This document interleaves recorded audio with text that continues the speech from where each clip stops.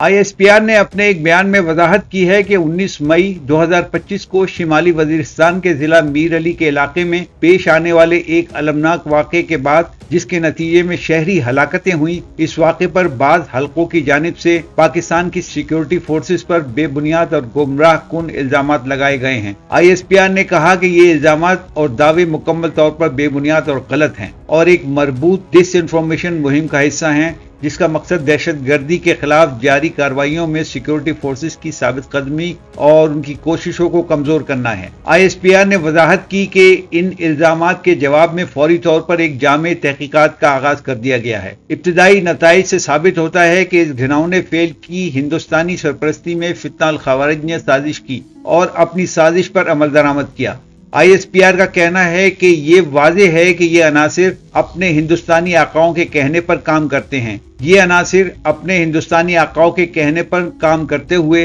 दहशत गर्दी की सफाक कार्रवाइयों को अंजाम देने के लिए शहरी इलाकों और कच्ची आबादियों को ढाल बनाने की कोशिश करते हैं। इस तरह के हथकंडों का मकसद मकामी आबादी और सिक्योरिटी फोर्सेस के दरमियान इख्तिलाफात पैदा करना है, जो मिलकर दहशत गर्दी की लानत को जड़ से उखाड़ फेंकने के लिए पुरअज़्म है। ISPR ने वाज़ेह किया कि सिक्योरिटी फोर्सेस इस गैर इंसानी फेल के मुर्तकिब अफराद को इंसाफ के कटहरे में लाने को यकीनी बनाने के लिए अपने अज़्म का इआदा करती है और इंशाअल्लाह इन दहशतगर्दों को बहुत जल्द सफायासी से मिटा दिया जाएगा।